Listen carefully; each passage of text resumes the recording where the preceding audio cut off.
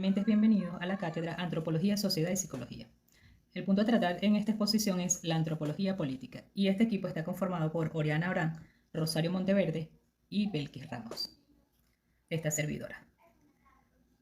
El siguiente punto a desarrollar, o para nosotros empezar a hablar de antropología y Estado, tenemos que tener claridad en el concepto de la antropología. Y para nosotros la antropología no es otra que la ciencia que estudia la evolución de la humanidad, sus sociedades presentes y pasadas, y las diversas culturas y formas de organización e interacción social que ha creado.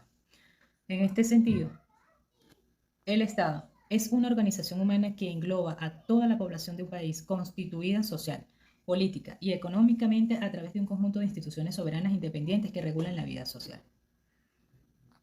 En otras palabras, el Estado corresponde al conjunto de poderes e instituciones públicas que conforman el gobierno soberano de una nación, y en ocasiones el término también se utiliza para referirse a naciones enteras. Ejemplo, el Estado argentino, el Estado palestino, por mencionar algunos de ellos. Para que un grupo humano sea reconocido como nación, debe darse condiciones, pero también requiere el reconocimiento internacional de sus pares. En este orden de ideas, antropología y Estado de cara al siglo XXI, es importante observar las sociedades preestatales y determinar su impacto en las sociedades modernas y posmodernas. El problema de tratar de definir el Estado en términos de su grado de desarrollo, de que no todas las sociedades con Estado se construyen a partir de las mismas o incluso similares figuras históricas. Una definición en términos de Estado primitivo puede parecer innecesaria para analizar los orígenes del poder de Mesoamérica. Hubo un Estado cuya evolución estuvo determinada por los aspectos históricos de la región, que formaron los Estados en el momento en que existieron en el siglo XVI. La idea más famosa sobre las entidades sin Estado en la filosofía política es la idea de Hobbes, que expresa en el Leviatán: el Homo homini lupus, el lobo es el lobo del hombre, y antes de existir un Leviatán o civita, es decir, un Estado que es la representación, antes de eso no había civilización.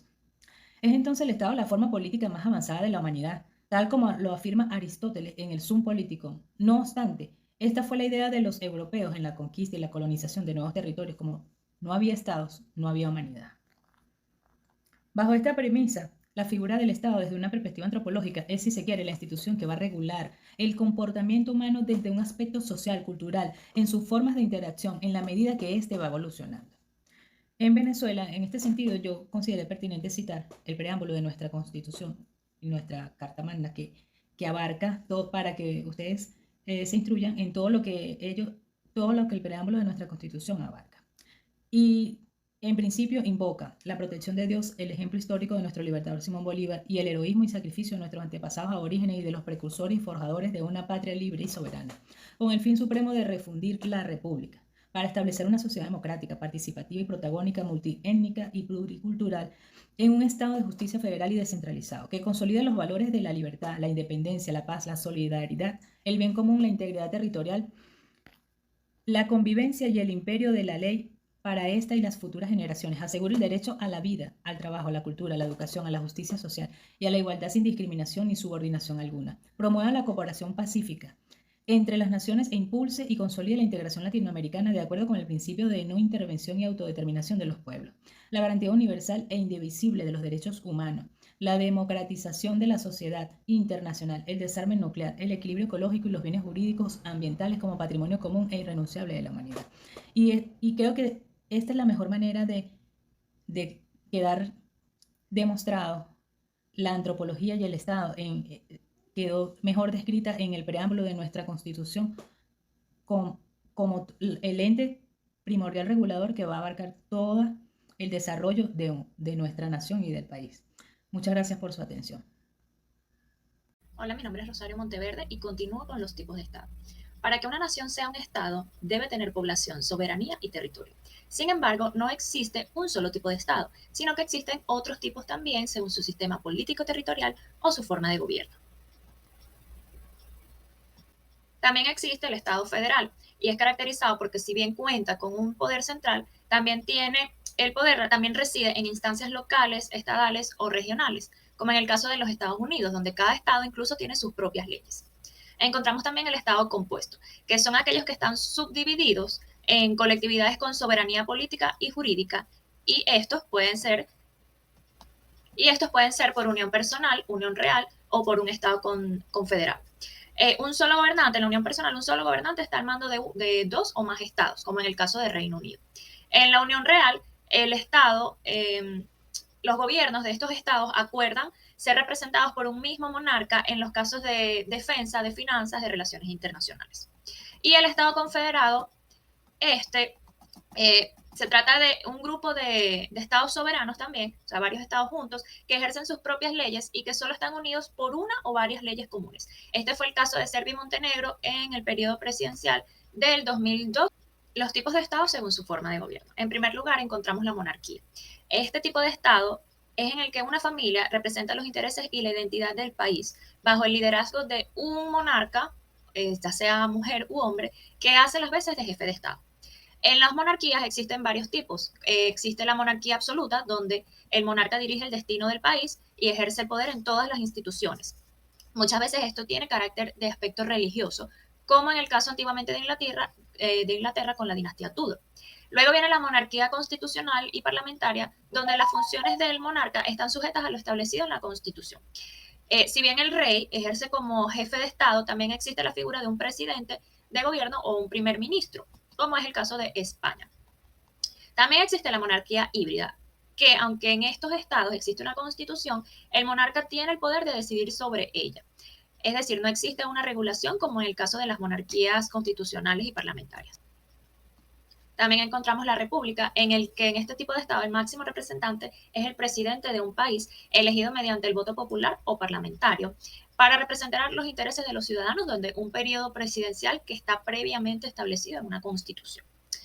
Muchas veces, en este caso, cuando hablamos de república, el poder está dividido en los poderes ejecutivos, el legislativo y el judicial. La aristocracia. La forma de gobernar de la aristocracia es una forma en la que el jefe de gobierno o quienes dirigen el país están determinados por un grupo social privilegiado que usualmente tiene ventajas a nivel intelectual, ventajas morales o incluso intelectuales por su acceso a la educación.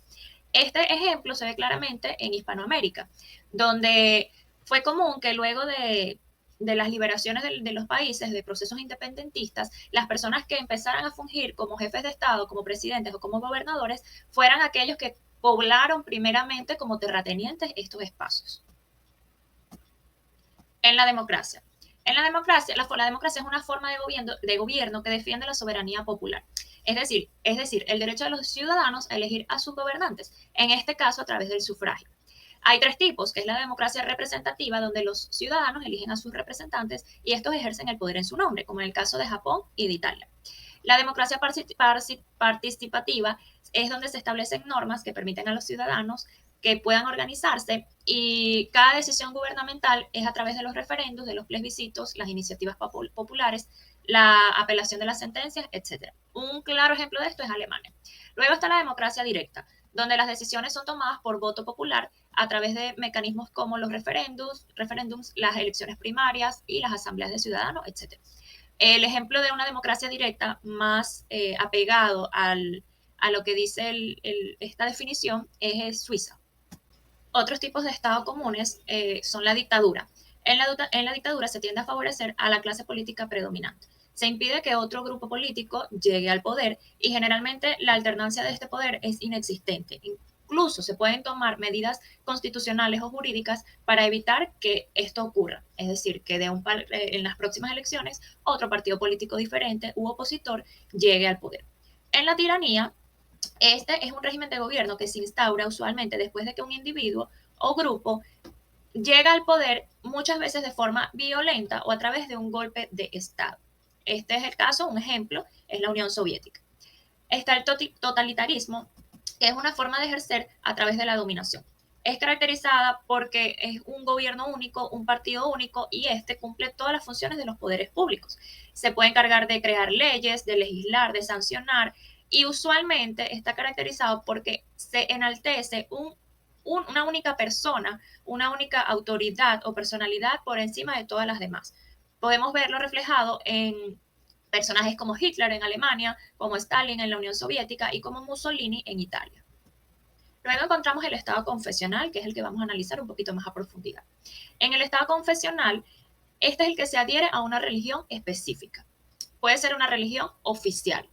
Esta religión oficial puede ser tomada simplemente por el resultado del uso y de la costumbre de la mayoría de la población, o puede verse incluso reflejada en su constitución.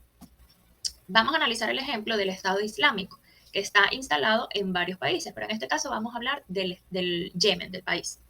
Cuando hablamos de Yemen, tenemos que entender lo que es un país musulmán ubicado entre Asia y África. Y su ubicación es estratégica en el Mar Rojo y en el Golfo de Edén, una situación parecida, una ubicación parecida a la de Panamá.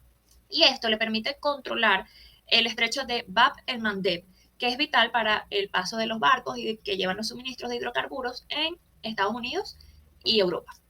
Para entender esta guerra que ocurre en este país, es necesario que entendamos que primeramente el conflicto se debe a un conflicto civil desde hace casi 20 años en el que se pelean los hutíes y los suníes. Los hutíes se pelean con los suníes, quienes están apoyados por Arabia Saudí. Aparte de eso, está relacionada en este conflicto otros dos países del mundo islámico que son también estados confesionales.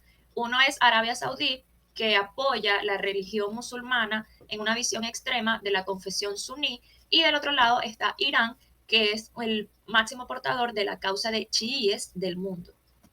Y la tercera clave, como la mencionamos antes, es que por su ubicación geopolítica estratégica, Estados Unidos participa bastante en este conflicto, ya que Yemen, la estabilidad de Yemen le garantiza el suministro de hidrocarburos a Estados Unidos y a muchos países de la Unión Europea. Saludos cordiales, mi nombre es Oriana Orán y prosigo con mi punto sobre las sociedades sin Estado. Las sociedades sin Estado son comunidades humanas que se organizan y funcionan sin un gobierno centralizado o una estructura jerárquica de autoridad. En estas sociedades no existe un Estado como entidad con el monopolio del uso legítimo de la fuerza y la autoridad para gobernar sobre un territorio y su población. En estas sociedades, las decisiones se toman de manera descentralizada y se basan en la cooperación y la autonomía de los individuos y las comunidades.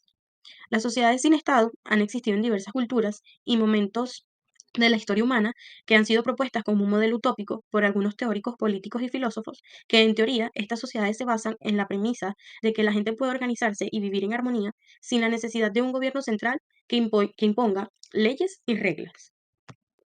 Es importante decir que en las sociedades sin Estado, la toma de decisiones suele realizarse a nivel local, a través de la participación directa de los individuos o mediante la toma de decisiones en asamblea o consejos comunitarios. Se busca la igualdad y la equidad en la distribución de recursos y se promueve la colaboración y la solidaridad en lugar de la competencia y el conflicto. Es importante tener en cuenta que las sociedades sin Estado no son necesariamente ausencia total de estructuras organizativas o normas, sino que se basan en la autogestión y la cooperación voluntaria en lugar de la imposición de una autoridad externa. También es importante destacar que las sociedades sin Estado pueden tener diferentes niveles de complejidad, desde pequeñas comunidades locales hasta sociedades grandes y complejas. Sin embargo, es importante tener en cuenta que las sociedades sin Estado son conceptos teóricos y su implementación en la práctica puede ser compleja. La falta de una estructura formal de gobierno puede plantear desafíos en términos de seguridad, resolución de conflictos y gestión de recursos. Además, la historia ha demostrado que las sociedades humanas tienden a desarrollar estructuras de poder y jerarquías incluso en ausencia de un gobierno formal, lo que puede llevar a la aparición de líderes informales o élites que ejercen control sobre otros. Algunas comunidades indígenas y tribales han sido citadas como ejemplos de sociedades que se asemejan a una sociedad sin Estado, ya que tiene una estructura social menos jerarquizada y una toma de decisiones más descentralizada. Es importante tener en cuenta que estas sociedades sin Estado históricas pueden tener características y dinámicas diferentes, y su estudio requiere un enfoque cuidadoso y respetuoso de las culturas y contextos específicos de los que se desarrollan. También es relevante tener en cuenta y la noción de las sociedades sin Estado puede ser compleja y debatida en la literatura académica y antropológica y puede tener diferentes interpretaciones y definiciones según el enfoque teórico y conceptual que se utilice. Algunos ejemplos se han mencionado en la literatura antropológica e incluyen comunidades tales como los Aché en Paraguay, los Anishinabe en América del Norte, los Batek de Malasia y los Yuanzi en el sur de África. También podemos mencionar Atenas en la antigua Grecia, Somia en el sudeste asiático y Isla de los Mares del Sur.